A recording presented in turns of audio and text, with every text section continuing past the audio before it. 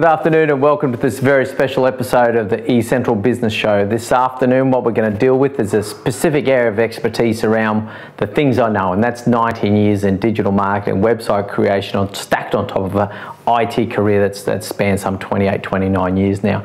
So today's subject, what we're going to deal with is search engine optimization. And it's commonly called SEO, as you probably know. For those of you who are newly introduced to it, then it's welcome to the journey. Let's take you into the dark arts and talk about what goes on under the hood. So search engine optimization, is put simply, is the things you do to get to the top of a Google search for your favored terms. So let's think about that. So if you're a car rental company, for instance, then obviously when people type in car rentals or car hire, you want to pitch yourself and arrive in the top, Google position, the top search position. And when I say Google, I mean the search engines, but at the moment still, Google are top of the pops, and there's good reasons why. But anyway, so that's, if you're in the, as I said, that example is the purest one and the simplest one. So think of yourself as a car rental company. Obviously people are going to type in car hire, car rental. You want to be at the top of that search result. So that's, in a nutshell, what you're trying to do. So that you're trying to be all the things you do. So how do you do that? Now, Google, in her infinite wisdom, they've been doing refining search engine results for some 19 years now. And look, there's the success of their search engine in the early days was a lot about links, but it's all evolved and changed a lot over the years. And we've been on that journey as well with them. It's been a lot of fun and very, very informative and interesting to watch these things grow. And we're going to talk about Black Hat SEO in a minute, but let's cover the basics for you. But anyway, let's look at the things that you do. So first of all, content. So Google makes it quite plain that they want really good content in your website, so that you've thoughtfully written, your grammar's good, you've gone to the time of the detail of actually writing a nice, neat web page as well, so the back-end technology works well, but then also that content is very readable, and they're looking at the way you're using the words in the page and making some appraisals about how suitable that content is for you. Secondly, links, and links was the thing that got Google going back in the day. This is where they were particularly powerful, and how they got those great search results that made them so popular. I think it's in part their name actually, but we'll do that another time. Now, so link building is the way that they appraise or measuring links. So if you've got a website about car rentals and you've got a link from that site saying, hey, this is a car rental company, and there's another website of this, and hey, this is a car hire company, and you're getting linked to by websites that acknowledge you and the role that you've got. Google's measuring all those links and saying, wow, that's actually a pretty good site when it comes to car hire. They've got a lot of links. Well done to them. Okay, so 2, links is really important. 3, speed. Now Google are really, really heavy on this at the moment. The past couple of years, they've actually launched their own specific technology called AMP, Accelerated Mobile Pages, where they're asking you to optimize your page style and design around a methodology they've got. Now, in real terms, we've got to do what we do, and so we do things around the speed of a website such that your images are optimized and your page is optimized, and the technology behind that web page is working well as well. So there's a bunch of things you've got to do about speed. Also, hosting's a big deal, so we'll talk about that a bit later as well.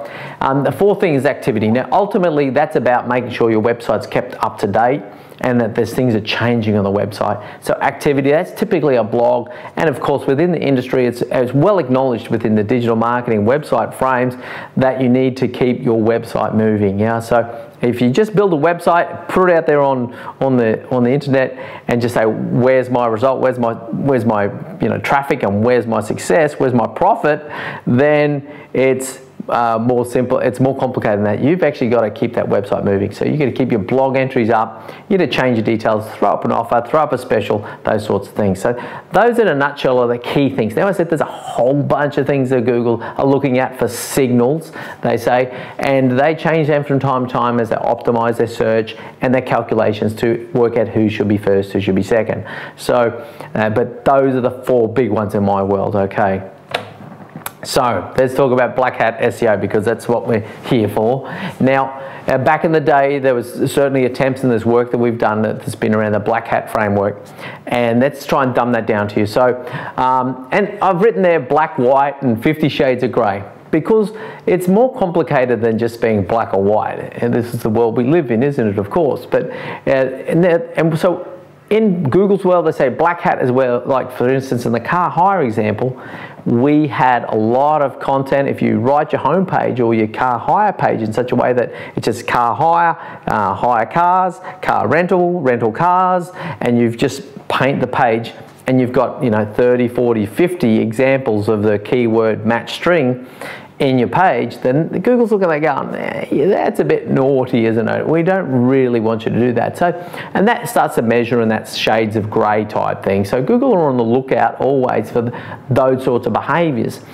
They also look at such things as link building, and that's what we're going to drill down on now. And ultimately, just keep in mind that Google really wants you to do things that are white hat. So they want you to do things that are based upon the spec and even the four bullet points. And we'll get down, I'll drill down on that. We'll deep dive that a little bit later on. And we'll talk to you about the various things you can be doing to do white hat SEO, search engine optimization, and get yourself into the right places on Google correctly.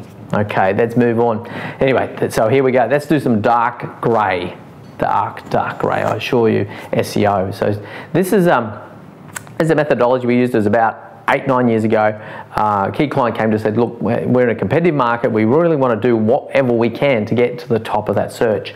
So in this case, what we did is we went out and did the research, and back then there's facilities and people out there promoting various search engine link building strategies, and I won't name the website in question that we use because it's still out there as a tool and still an advocate for its methodology. Whether or not it works, we don't want to risk it, because ultimately it's your success is going to be key to your search engine position. So if you do something around this framework and it works out badly, you're not going to get just drop down the search engine results. You're going to disappear. So it's really just not worth the risk. All right. So anyway, let's drill down and give you some black hat education. We're ready for this? So behind me, you can probably see it, 3 different articles, okay? So we've written out, and we've started by writing an article on a particular topic, and we've got 4 paragraphs in that. So we've written it around 4, those 4 paragraphs as we've written it down the page. Obviously, paragraph 1 develops the content, number 2 talks about the content, number 3 talks about some resolutions, and ultimately 4 is a bit of a conclusion and a bit of a call to action. We've then rewritten that blog entry as version B and version C, where you've rewritten each paragraph with the same sort of intent and the same sort of content, the same theme, but in doing so, we've just changed the words in the paragraphs and changed from first to second person, etc. Excuse me. And so, on the basis of that, so version B becomes a slightly different version. So version C is a slightly different version again. So where does it go from there? We're going to then drill it out and use this facility where it takes the first paragraph of of blog A, the second paragraph of blog B, the third paragraph of blog C, and ultimately comes back to the blog A for the last paragraph, and then spins it out, generates a whole new document, or a document that actually looks quite different, and then flings it out to some blog website. So you're now, that spun article is now out on some other website, so it can be seen by Google, and with the link in it at the bottom and the call to action, the conclusion going back to the target website, we've now got one link. It then goes on and on and on. So in the second one there, spun article version 2, it's got it's got paragraph 1 from article B, 2 from C, and so on and so forth. So that we're actually generating an absolute multitude of articles that are going to the permutations are going to go out and get flung out across the different recipient websites, all with valuable content, all seeming somewhat unique, and all containing a link back to the target website. So you end up generating a whole lot of links. In this case, so we did this work with this client some years ago, as I said, and what we found is that we measured that from a 10-article series, so we went about it with a specific month-on-month target outcome, 3 versions of each using this facility, that we actually spun out 600 links that we could measure. 600, which was just enormous back in the day. And on the basis of that, even drilling down on that a little bit further. So we had a very good article on the subject of sharks, so dangerous animals of Australia, and so that one article spun out and generated 200 links by itself. That was an incredible outcome. And of course, look, in the tourism and people visiting Australia type framework, obviously sharks and dangerous animals of Australia are really hot topics. So on the basis of very readable content, and it got a lot of traction.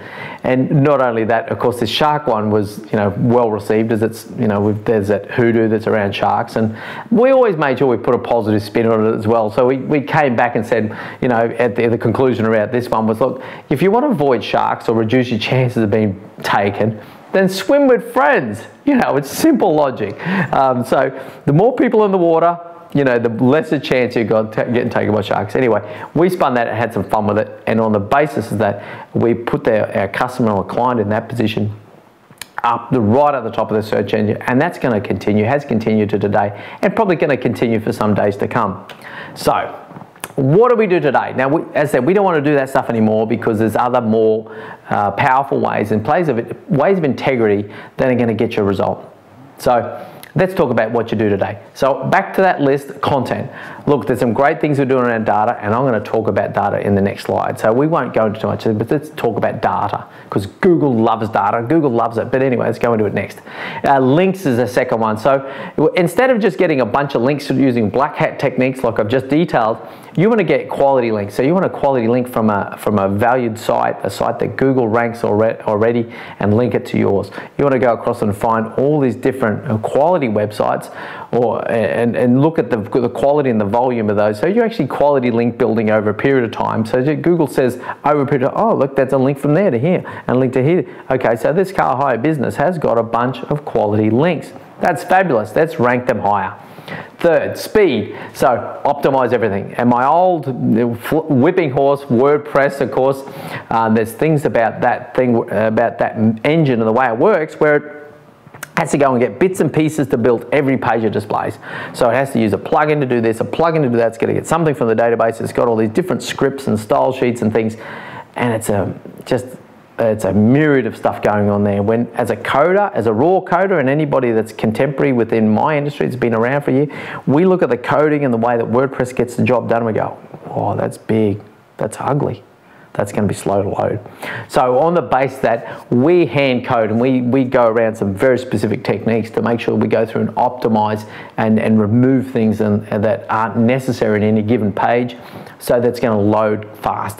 The other thing to do is obviously do things around the size of imagery. So if your website's got a bunch of things that whiz in from the sides and pop up and create and some big image that's a 99% quality JPEG and it's like 300 kilobytes, that's going to kill your speed. So you got to go and dial down, and you do this on almost an image by image. And big sites, we go through and dial down the quality in all the images so it looks great still, but it's not going to be that slow to load because Google's watching that stuff. And even the AMP technology is another important way to take advantage of some of those things to actually give the Google the impression that you're really, really focused on performance. And there's a bunch of more things we can do around that.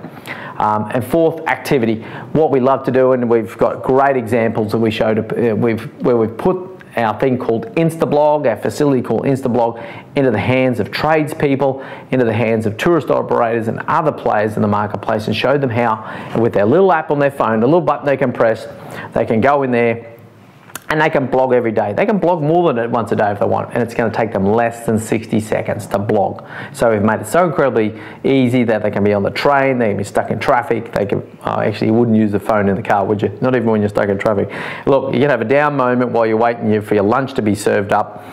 You're going to do things around that where the Instablog facility is going to enable you to just go in and select a photo off your phone. So you've got a bunch of photos in your library off your phone, Android, iPhone, don't care. Computer as well, we can do it there as well. So you're going to select a photo, you're going to write a title, and there's a way you do that. We educate you on that. And then you're going to write some content. There's a way to do that also. So on the base that, you've done photo, title, text, submit. and you press go, and an instant later that's all uploaded and activated and live on your website as a blog entry. So there's no logins, there's no capture. You don't have to pick out the possum in that photo or try and determine whether that's a 9 or whether it's an 8 and type that in. There's none of that complexity. We've removed all that complexity, so we've made blogging incredibly easy for people to do, for our clients, and we can demonstrate how that's worked for our clients in a very effective manner. So those are the 4 really important things. There's a bunch of other things we do behind the scenes, obviously as digital marketers and website designers. But let's deep dive. Let's just look a little bit further into data. And I invite you, and we've got a great example out there in play at the moment, and this question of data. What do you mean by data, John? Well, what we're going to do is we're going to go into any particular business, and we're going to look at what data they've got. What's important that their customers are looking for data about their business, or even about the problem that they've got. And then we're going to actually produce some web pages around that, and along with probably some anonymous data out of the account system that we're going to publish in a very anonymous way, so that, because Google loves data. So if we get that data, bring it out from within your account system and use it in some sort of aggregated way, or produce some averages or some stats and data, Google's going to go, wow, that's unique data. I love that. I'm going to promote that, and that's ultimately what we've done for a couple of clients now with great success. So even the most recent one, we've been on online for about 6 weeks. And look, it's a simple example. You can go away and search this for yourself. Why don't you go and look up, and you've got to pick out a suburb of northern Brisbane, so north of the river of Brisbane. So pick any suburb. It'll be Bulimba or Nunda or Morayfield, and search for that term on Google alongside the word termites. Now, we've put our client, in 6 weeks, we've put them in top 10 searches all across the suburbs of northern Brisbane. Obviously, we're stoked about that, because that's a great result, and that's going to be something we build on with that client to actually start to get some traction and get more success through the door. So those are the sorts of things. So if you want a great example, and there's one for you to go look at, is go look at termites in any suburb north of the river in Brisbane, and see what you get, because you're going to see our work there. So that's one way that we put data to work. And ultimately, that means, even based upon that example, and the many other ones we've got to reveal, and the many other ways that we work as digital marketers at eCentral, and work ongoing with clients to build strategy and build success, and ultimately more customers, more sales, more profit, is that we get in and keep doing those things. We roll up the sleeves and keep moving that strategy forward, so that your success, your digital success, your business success is going to get ahead on our say-so, and with our assistance. So we'd obviously love to talk to you. My name's John Nayler, the principal of eCentral. And you can call me direct on 0407 15 13 11 if you'd like to look at a bit more detail around eCentral and what we do. I invite you to do that, and you can do that probably best over the website, www.ecentral.com.au. But anyway, that's the end of this particular and specific episode around some of our technology knowledge. We hope you've valued it and learned something out of this process. And obviously, we'd love to talk to you if it's something that excites you and you want to get ahead in your business. So until next time, that's enough from the eCentral Business Show. I'm John Nayler. Thank you very much for watching another episode of the eCentral Business Show. What we're looking to do across the eCentral Business Show is bring to you the very best content from great people with really informative knowledge to share. It's something that you can listen to in the car. Don't watch it, obviously, when you're doing that, but we're looking to really bring value to you across LinkedIn, YouTube, podcastable content, so it's really great and informative business knowledge. So please tune in as much as you can. Now, the great ways to follow us, you can register on the database, make contact with us, and we'll put your email in. We're going to tell you each month what great videos will come out, and just give you a curated version through the eCentral magazine, where we're going to send you the most popular videos for the month. The other thing we can do is obviously invite you to connect with us on LinkedIn, linked up with myself, John Nayler. And the other thing, of course, is look up John Nayler on YouTube and subscribe to our channel there.